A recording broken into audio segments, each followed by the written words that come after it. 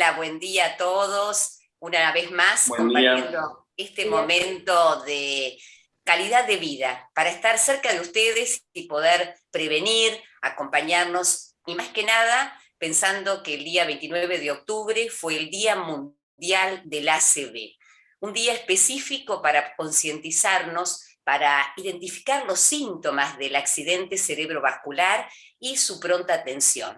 Debemos pensar que en Argentina se produce un ACV cada 9 minutos. De ahí que con este dato es importante que podamos previsionarlo. De ahí que todo el equipo, formado por la familia Bragado, sobrinos e hijos, vamos a compartir de este momento. Por eso vamos a invitarlo primeramente a Pablo Manuel Bragado, que es neurólogo, que nos indique qué es un ACV. Buenos días, Pablo.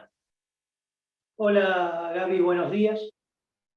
Bueno, el ACV es un ACV o accidente cerebrovascular, es un trastorno neurológico que se ocasiona por alguna dificultad en el sistema vascular del cerebro o del encéfalo. Se produce principalmente por dos mecanismos: o una arteria se obstruye o la arteria se rompe y produce el sangrado, ¿no es cierto? Entre estas circunstancias, las neuronas, que son las células del cerebro, como no reciben suficientemente oxígeno o nutrientes, se debilitan y pueden morir, ¿no es cierto? Y esto va a ocasionar un trastorno de tipo neurológico en muchas circunstancias permanente. Esto es, obviamente, que es un impacto importante para la salud de la población, porque se considera una de las principales causas de muerte, ¿no es cierto?, en el adulto, y es la principal causa de discapacidad permanente en el adulto, ¿no es cierto? En la Argentina se producen entre aproximadamente 150.000 eventos vasculares ACV por año. Y un problema, una preocupación es que dentro del primer mes fallecen el 30%, entonces es una preocupación permanente y es una preocupación no solamente de la Argentina, sino es a nivel mundial. Tal es así que, como mencionaste, la Organización Mundial de la Salud tomó el día 29 de octubre para conmemorar el Día Mundial del ACV y incentivar a que distintos centros u organizaciones realicen campañas para promocionar la prevención, sobre todo, del ACV, ¿no es cierto? Y Pablo, ¿cómo se manifiesta el ACV? Bueno, el ACV o sea, se produce principalmente, o sea, la forma típica de manifestarse es por una debilidad, una pérdida de la sensación, de la sensibilidad, principalmente en la mitad del cuerpo. Es de inicio generalmente brusco. También puede haber una pérdida de la visión en uno o ambos ojos. El paciente puede tener dificultad para expresarse, para hablar o hablar en forma incoherente. Puede tener trastornos en el equilibrio. Hay distintas formas de manifestarte de acuerdo a la arteria que se afecte, ¿no? Estamos hablando de las formas más comunes. También puede manifestarse con un dolor de cabeza muy intenso. El paciente lo describe como el peor dolor de cabeza de su vida. Nunca tuvo un dolor de cabeza. No quiere decir que todos los dolores de cabeza vayan a ser ACV, pero bueno, es un signo. Un tiempo todavía se ve que se hizo una campaña con el lema que decía abrazo, con H y con S, donde se daban a la población para que pueda identificar fácilmente, sin ser un especialista, que pueda detectar rápidamente un ACV. Abrazo quería decir que, bueno, la primera parte era que diga una frase. Por ejemplo, me gusta el flan con frutilla y que la persona repita, a ver si lo podía repetir. La otra parte era brazo, extender los brazos, ambas manos con las palmas hacia arriba y ver si de alguno de los brazos se caía o no lo podía levantar directamente. Y luego, y la otra parte es sonrisa, hacer sonreír al paciente, que haga una mueca de sonrisa y ver si las dos partes de la cara mantenían la simetría. Si había alguna dificultad en estas situaciones, se le sugería que se acerquen urgentemente a un servicio de emergencia, ¿no es cierto? Perfecto, Pablo. ¿Y qué podemos hacer para prevenirlo o alguna recomendación desde tu área para la gente que nos está acompañando y que también se preocupa por su salud? Nosotros, bueno, podemos dividir las acciones en el ACV. Bueno, si ya tenemos síntomas, tenemos que acudir rápidamente a un servicio de emergencia. Sabemos que la realidad del país en general, donde uno viva, es distinta. No todos tenemos al alcance, digamos, de grandes centros. Si tenemos esa posibilidad, vamos a acudir lo antes posible, porque dentro de las 3 horas se puede disolver el coágulo. Si no, igual acudir a un servicio de emergencia, porque en algunos casos hay que estabilizar al paciente, controlar la presión, la glucemia, y puede llegar a necesitar ingresar a un servicio de terapia intensiva, ¿cierto? Después, lo que podemos hacer y lo más importante es la prevención. Y la prevención tenemos que identificar factores de riesgo, como son la hipertensión, la diabetes, el sedentarismo, y sobre los cuales se puede actuar, ¿no es cierto? Bueno, muchísimas gracias. Y como vos hablabas recién de la hipertensión, qué mejor que José Miguel, nefrólogo, nos pueda comentar si la presión arterial alta puede desencadenar en un ACV. Bueno, ¿cómo les va? Buen día a todos. Aprovecho los saludos. Bueno, sí, obviamente la hipertensión arterial es uno de los factores de riesgo más comunes y más habituales que puede generar un ACV. Por eso es que se insiste tanto en la importancia que tiene, primero en saber si uno es hipertenso o no es hipertenso, y segundo, si uno es hipertenso, tener tratada y controlada su hipertensión arterial. Además, hay que tener en cuenta de que para que se genere un ACV, porque el ACV es un accidente cerebrovascular, como lo dice la sigla, pero es algo muy complejo y no es porque subió la presión y nada más se produce la lesión. Hay un montón de factores que contribuyen, por ejemplo, y que se está poniendo mucho énfasis actualmente, como es la enfermedad endotelial a nivel arterial, que eso predispone a que esa arteria o se tape porque se generó un estado inflamatorio severo que predispuso a los depósitos de placas de colesterol, y eso es lo que va a generar que se tape esa arteria, o que esa arteria tenga su endotelio tan enfermo que ante una elevación de las cifras de tensión arterial corre el riesgo importante de lesionarse, de romperse. Lo que hay que tener en cuenta, y en función de esto, es que la gente muchas veces cree que un ACV uno lo va a tener cuando uno tenga 22 de presión o 25 de presión, y no es así. El porcentaje más alto de accidente cerebrovascular ocurre con cifras tensionales que están entre los 16 y los 18.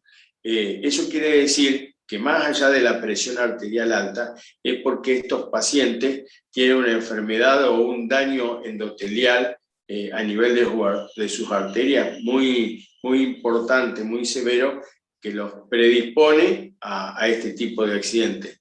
Por eso se insiste tanto en la prevención y en tratar de controlar o evitar todo lo que tiene que ver con factores de riesgo, como lo dijo Pablo recién, que tienen que ver con la diabetes, que es una población que está muy expuesta, con la hipertensión, obviamente con evitar el sedentarismo, que es muy importante, y otra cosa que hay que tener muy en cuenta y muy presente, porque en esto que hablamos del daño endotelial juega un papel muy importante, es el tabaquismo.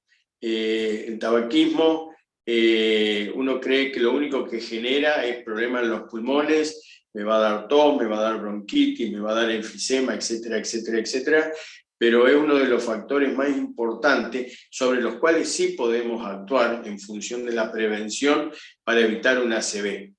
Porque lo que tenemos que tratar de hacer, o lo que tenemos que aprender a hacer y de lo que nos tenemos que concientizar, es en que tenemos que tratar de evitar el ACV. Bueno, ¿y qué otra condición puede generar un ACV más allá de la hipertensión? Nos mencionabas la diabetes. ¿Hay algún otro caso en particular, aparte del tabaquismo también? Mira, todos son esos factores que predisponen al ACV, el sedentarismo, obviamente, el sobrepeso, la obesidad, niveles elevados de colesterol. La enfermedad endotelial sumado a niveles elevados de colesterol predispone mucho a que las arterias se formen placas de colesterol, que eso predispone a que una arteria se obstruya, se tape, como vulgarmente se dice, y eso genere un ACV, un accidente cerebrovascular por falta de irrigación. Por eso es tan importante, en función de la prevención, la educación que tiene, o la formación o la información en todo lo que tiene que ver la alimentación, los hábitos saludables, porque tenemos que cuidar nuestro cerebro, nuestro organismo, y hay que evitar que estas cosas nos predispongan a esto, que como la palabra lo dice, es un accidente cerebrovascular. Pero podemos hacer mucho para tratar de evitarlo. Y en relación a la presión arterial, un detalle que quiero decir, más allá de que lo genera es una elevación de la presión arterial, cuando uno sospecha o tiene la sensación en forma personal o el entorno médico de que está cursando un ACV, lo que no hay que hacer es bajar muy de golpe la presión arterial, porque la presión arterial alta nos asusta, es cierto, pero en medio de este contexto, si la bajamos bruscamente y muy de golpe, lo único que hacemos, en vez de mejorar este accidente cerebrovascular, lo vamos a empeorar. En realidad, cuando se produce el accidente cerebrovascular, la presión hay que mantenerla no por debajo de 16, hasta que el organismo se acomode, nuestro cerebro se regule y controle mejor toda su circulación vascular. Entonces, a partir de ahí, una vez que está superada la etapa crítica o aguda, entonces ahí sí tenemos que trabajar sobre esa presión arterial para tratar de mantenerla en registros que sean óptimos.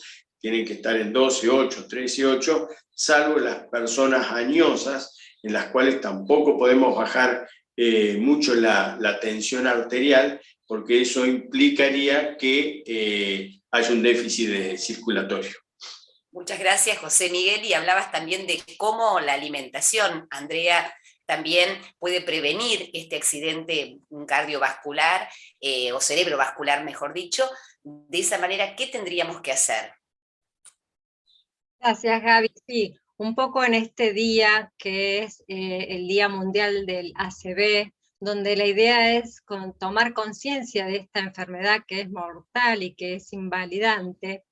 Una de las cosas importantes y algo que pensaba traer es esta frase de Hipócrates que dice que el alimento sea tu medicina. Entonces, ¿cómo desde la alimentación podemos prevenir este ACV? Y hablar de dos minerales que son muy importantes y muy buenos, reguladores de la presión arterial, que es uno de los factores de riesgo del ACV. Uno de ellos es el calcio, es un mineral muy bueno para regular la presión arterial, y si nos ponemos a pensar dónde encontramos este mineral tan bueno para esta función, pensemos en los lácteos y sus derivados, en el yogur, en la leche, en los quesos, pero si vamos a elegir estos alimentos, también tener en cuenta de elegir que sean descremados, para que estos alimentos no nos aporten esas grasas saturadas que no son preventivas de enfermedades que luego nos puedan disparar un ACV. El otro mineral muy importante también que regula la presión arterial es el magnesio. ¿Y dónde encontramos el magnesio? El magnesio lo encontramos en los alimentos que vienen de la tierra, porque es allí donde se encuentra este mineral. Entonces, si nosotros consumimos las hortalizas, los cereales integrales, las legumbres, las frutas secas, son buenos alimentos que me van a aportar este mineral, que me van a ayudar a regular la presión arterial y que me va a evitar este factor de riesgo tan nombrado para el ACV. ¿Qué otra cosa podríamos tener en cuenta desde la alimentación? Sería muy bueno el consumo de fibras, porque las fibras lo que hacen a nivel de nuestro cuerpo es atrapar ese colesterol, evitando que se absorba a nivel intestinal, y de esa forma haciendo que se eleve el colesterol bueno, este HDL que es tan bueno tenerlo, y bajar el colesterol malo. Entonces, si yo consumo alimentos que son ricos en fibras, estoy favoreciendo que no se desarrollen enfermedades como las dilipemias, que son colesterol alto, triglicéridos altos, que son factores de riesgo para un ACV. ¿Dónde encontramos las fibras? Las fibras las encontramos también en las frutas, en las hortalizas, también en los cereales integrales, en las legumbres, también en las frutas secas, las semillas. Es decir, que si nosotros tenemos una alimentación variada y equilibrada, fíjense en estos dos minerales cómo los podemos fácilmente incorporar. Y otra cosa que es importante es el tema del consumo del sodio, que este mineral, al contrario de estos dos, lo que me hacen es aumentar la presión arterial. Entonces, qué importante empezar, si bien hay políticas que ya se emplean donde no se deja, por ejemplo, en los lugares donde vamos a comer, ya no está al alcance la sal, sino que hay que pedirla, y como que son formas de favorecer el no consumir esta sal, este sodio que me aumenta la presión arterial. También tener en cuenta elegir alimentos frescos, evitar estos alimentos que vienen enlatados. ¿Por qué? Porque los alimentos enlatados, para su conservación, necesitan de este sodio. Entonces, elegir los alimentos frescos, evitar el agregado de sal en las comidas, aprender a conocer estos sabores propios de las comidas, y no que el sabor de la comida sea ese sabor a sal, ¿sí? Que estamos muy acostumbrados a tener. Y lo otro que me pareció importante es ver las formas de preparación que tenemos de los alimentos, porque por ahí elegimos verduras, elegimos frutas, somos muy saludables, pero tal vez empezamos en las formas de preparación a utilizar algunas formas que nos van a disparar enfermedades que luego van a ser factores de riesgo para un ACV, como por ejemplo usar frituras, como por ejemplo cuando elegimos salsas, elegir salsas que no sean tanto a base de cremas, que me aportan esta grasa saturada, sino elegir más bien salsas que sean una salsa de tomate, una salsa fileto, hasta un pesto es mucho más saludable que estas salsas a base de crema o más recargadas, que me aportan esa grasa saturada, que no son buenas y que no me ayudan a prevenir esta ACV. Así que Gaby, esto era un poco lo que quería comentarte con respecto a la alimentación. Muchas gracias, Andrea. Y ahora continuamos con Nicolás. ¿Qué beneficios tiene la actividad física sobre el ACV? ¿Qué tal, Gabriela? Buenos días a todos. Bueno, antes que nada, la actividad física tiene muchos beneficios a nivel salud en general, ya sea para personas con sedentarismo, con diabetes, con hipertensión. Y en relación al ACV, el beneficio que tiene es reducir el riesgo a padecer este accidente cerebrovascular, ya que reduce el estrés, que no es un dato menor, reduce la presión arterial, mejora la salud de los vasos sanguíneos del corazón, aumenta los niveles de colesterol bueno, entre otros. Entonces, ¿qué tipo de actividad física es la que tengo que hacer? El tipo de actividad física es la aeróbica, ¿sí? De moderada intensidad. Para que la gente entienda, ¿sí?, lo que es una moderada intensidad, es situarse en la frecuencia cardíaca de uno. En una frecuencia cardíaca de un 65-75%.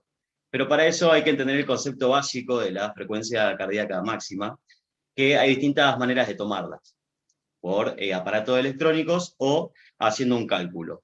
Por ejemplo, midiendo con respecto a la edad. 220 menos, si una persona tiene 50 años, 50, yo ya sé que mi frecuencia cardíaca máxima va a ser de 170. Entonces, después saco la cuenta, ¿cuánto sería aproximadamente el 65-75%? Estamos hablando de entre un 110 y 130 pulsaciones por minuto. Cuando la actividad física que estoy realizando, esas pulsaciones se mantienen en esos rangos, estamos hablando de una actividad de moderada intensidad. Salir a correr, andar en bici, nadar, u otra actividad que nuestro profesor considere que estamos dentro de esos valores. Ahora, hay mucha gente que dice, bueno, es que no tengo tiempo en la semana, o sea, estoy a falta de tiempo libre para poder dedicarle, y yo a la mayoría le contesto que cada uno elige en qué invertir ese tiempo, y nuestro cuerpo es nuestro vehículo de vida para todo. Entonces, replantearse, ver qué tipo de actividad estamos llevando en el día a día, qué tipo de hábitos tenemos nosotros. ¿Hay actividad física? ¿Qué tipo de actividad? Salir a caminar. ¿Qué tipo de intensidad sería? ¿Baja, moderada o alta? Empezar a preguntarse esas cuestiones nos sirven para tomar conciencia, ¿sí?, y para tratar de tomar ciertos hábitos que nos lleven a tener una mejor calidad de vida. Como lo manifestabas, ¿nos podrías indicar cuánta actividad física deberíamos realizar por semana? Sí, Gaby, mirá, según la Asociación Argentina de Hipertensión Arterial y de Cardiología, recomiendan un mínimo de 150 minutos por semana, ¿sí?, de actividad física de moderada intensidad. Ahora, después uno ve cómo lo distribuye en la semana. Puede ser un día de 30 a 60 minutos y lo va viendo, lo va acomodando en el momento que pueda hacerlo durante esa rutina que tiene, ¿no? Y así repartirlo entre 2 o 3 días por semana va a andar bien. Bueno, muchísimas gracias por el aporte. También dentro del ámbito de la nutrición, Florencia, ¿nos podrías acompañar o ver qué otro aporte se puede hacer desde esta área para mejorar nuestro estándar de vida frente a este accidente que puede y está presente en todos? Bien, ¿qué tal, Gaby? ¿Cómo están todos? Buenos días. Sí, yo englobando un poco lo que mencionaban anteriormente el resto de la familia, quería hacer un aporte de qué alimentos, más allá de los que mencionó André, nos están ayudando a prevenir este accidente cerebrovascular, que nosotros sabemos que las causas que lo rondan a este accidente son la diabetes, lo que es la hipertensión arterial, el colesterol alto, y lo que es la obesidad o el sobrepeso en sí. Entonces nosotros lo que tenemos que tratar de ir logrando es mantener una alimentación balanceada, equilibrada, más allá del aporte del ejercicio físico, como decía Nico, que nos ayuda a prevenir tanto estas enfermedades y por ende a que se produzca un accidente cerebrovascular. Dentro de los alimentos que tenemos para ayudar a prevenir estas enfermedades, tenemos la parte, como decía Andrés, de lo que es fibra que tenemos hoy en día, que la avena nos aporta una gran cantidad de fibra en la alimentación. Dentro de lo que es, como ella hacía mención en la parte de los lácteos, el yogur, más allá, obviamente siempre basándonos en el yogur descremado, más allá del aporte del calcio, recuerden que contienen probióticos, que esos probióticos ayudan a lo que es el eje cerebro-intestino, que en realidad el intestino se considera un segundo cerebro en lo que es el cuerpo humano, entonces está ayudando a mejorar lo que es el funcionamiento y la calidad del cerebro. Más allá de lo que es los yogures que nos aportan los probióticos, tenemos los frijoles, que es una parte de las legumbres que por ahí muchos no se están consumiendo, y en realidad también los frijoles nos aportan la parte de prebióticos que van mejorando la calidad de funcionamiento de lo que es las bacterias que aportan a la flora bacteriana del intestino, y esto mejora la calidad de funcionamiento del cerebro. Dentro de otros alimentos tenemos el que muchos lo consumen, es el aporte de la cebolla, que tiene antioxidantes, que se ha visto en varios estudios que logra ir previniendo un 20% a que se produzca un ACV. Luego tenemos el consumo de forma moderada en lo que es el vino tinto, en realidad sería el consumo de las uvas moradas o las uvas rojas, pero en su consumo equilibrado, como uno para darse sus gustos, está como antioxidante el consumo del vino tinto. Tenemos la parte de lo que es semillas de lino, chía, las nueces. Esto nos aportan ácidos grasos buenos que son para lo que es la parte del buen funcionamiento del cerebro. Son alimentos que nos ayudan a ir previniendo las enfermedades que nos van a ir causando, que como consecuencia nos van a ir produciendo un ACV. Y como mencionábamos anteriormente, tenemos la parte de ir previniendo o disminuyendo el consumo o mejorando la calidad en evitar el consumo de lo que son grasas saturadas. Entonces allí, al disminuir el consumo de grasas saturadas, en lo que es embutidos, fiambres, carnes con contenido de grasa, empezar a mejorar la calidad en obtener productos lácteos descremados, usar carnes magras, principalmente blancas, para mejorar lo que es la calidad del funcionamiento de lo que es el cerebro, ya que el consumo elevado de grasas lo que producen es ir disminuyendo la producción de células cerebrales. Entonces sería prevenir esto, y los azúcares refinados, como mencionó también André, para mejorar lo que es la calidad de vida en sí, y como englobando todo sería hacer una alimentación más equilibrada y balanceada, basarnos en alimentos más, como se suele mencionar en la alimentación mediterránea, alimentos más naturales, frutas, legumbres, frutos secos, vegetales. Entonces allí vamos a obtener una alimentación balanceada, realizando una actividad física cotidiana, y como para cerrar sería disminuir lo que es el consumo frecuente de lo que es alcohol, disminuir el consumo de tabaco, para evitar lo que es accidente cerebrovascular, y uno ir balanceando la alimentación general en sí. Como para englobar, Gaby, lo que mencionaban anteriormente la familia.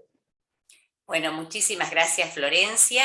Y ahora vamos a continuar con Juan Emilio, que como ingeniero forestal, ¿nos podrías indicar si se podrían mitigar las ocurrencias del ACV a través de la gestión de una infraestructura verde en las ciudades? ¿Esto es posible?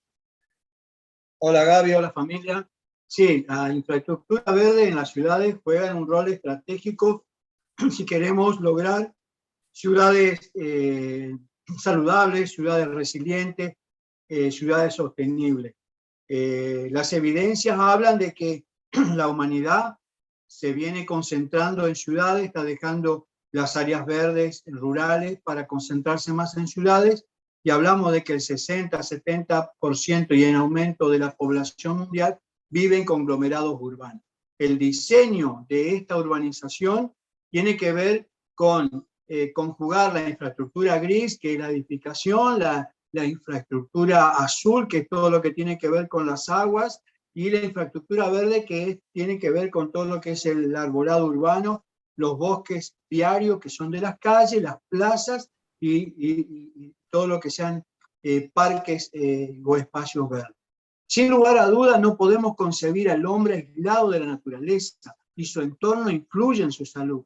Hoy hablaban en cuanto a las evidencias o a los síntomas, cómo prevenirlos, y el entorno también ayuda a la salud psíquica, a disminuir el estrés, y contribuye un entorno más agradable a mejorar la calidad de vida de cada uno de nosotros, y directa o indirectamente, sin lugar a duda, mitigan la frecuencia de estos ACV. Hay un estudio realizado en Estados Unidos, en una universidad de Miller en Miami, donde se ha comprobado que en espacios con mayor abundancia de espacio verde, valga la redundancia, la frecuencia de ACV ha disminuido entre un 20 a un 30%. Si lo vemos desde lo emocional, uno se ve más confortable, se siente mucho más confortable en espacios verdes. Y hoy hablaban también de la importancia del ejercicio físico, y donde hay espacios verdes como que te invita al recorrido. Hablábamos también que cuando vienen los fines de semana, cuando vivimos en ciudades donde no hay mucho espacio verde, queremos salir a recrearnos, para cambiar el humor, para cambiar nuestro ambiente, para oxigenarnos. Bueno, lo que se pretende hoy en día con estas ciudades modernas es que la infraestructura verde nos conecte mucho más directamente con la naturaleza. Y de esta manera podemos lograr tener, digamos, una mejor calidad de vida en cuanto a nuestras emociones, en cuanto a nuestro entorno. Así que sin lugar a duda, todo lo que tenga que ver con el bosque urbano, con el bosque periurbano, siempre va a contribuir a la mejor calidad de vida. Así que sin dudas que los decisores políticos, llámense intendentes, concejales, deben empezar a incorporar estas infraestructuras diseñadas no solamente por una cuestión paisajística, sino también para contribuir con la salud del ciudadano. Muchísimas gracias, Juan Emilio, y gracias a cada uno de ustedes por los aportes que nos permiten contribuir y poder destinar tiempo para esa calidad de vida que nos merecemos y tenemos que lograrlo juntos. De ahí que gracias a todos por compartir este momento y nos veremos en el próximo encuentro, el próximo mes. Lo mejor y a seguir cuidándonos. Chau, chau.